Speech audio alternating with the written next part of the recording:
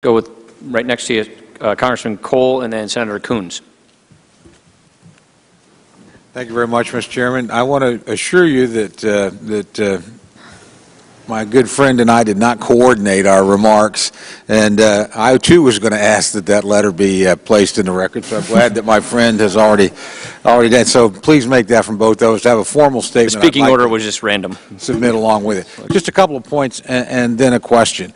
I want to quote from that letter because it does make a couple of pretty importance. We asked that the Budget Committee, under your leadership, endeavor to agree on a common overall discretionary number no later than December 2nd, preferably by November 22nd. November 22nd is 9 days away, and we don't have any scheduled meetings between the 22nd, between the 22nd and December 2nd. So this is a matter of some urgency so that our colleagues on the appropriations committees, which of course includes my friend Ms. Lloyd and myself, have the opportunity to get about the business of arriving at real spending bills. This is both a bigger and a littler problem than what we're faced with. Mr. Elmendorf has given us a wonderful presentation of long-term debt. We don't disagree with any of that, and he's absolutely right, and we need to address it. On the other hand, the more immediate problem, the two bodies are only about $90 billion apart, and to borrow a point that was made by Senator Kane in our last session, that's really not that big a deal in the $3.5 trillion budget.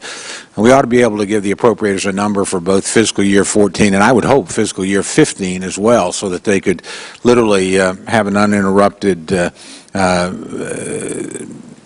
stretch of time to deal with our budget. Let me ask this question to you, Mr. Elmendorf.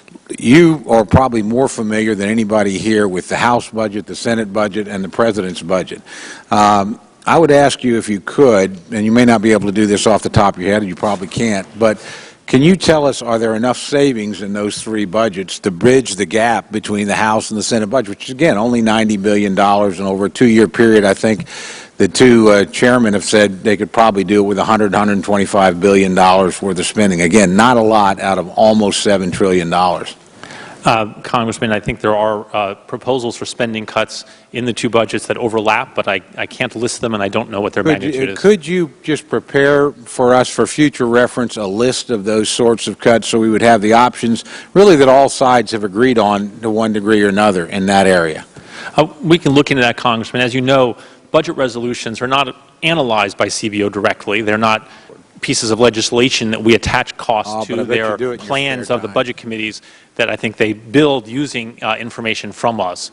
But I can see if we can be helpful to you in that. I would appreciate that. Yeah, Thank you very much. I would just add that the CBO does not score budget resolutions, so they don't have those scores on the shelf. But we have all looked at each other's budgets and looked where those overlaps. Yeah, it would just be helpful, I think, if we had that at the disposal of all the members, because I think there are enough common areas here for my friend and I to find a common figure and put the appropriators to work.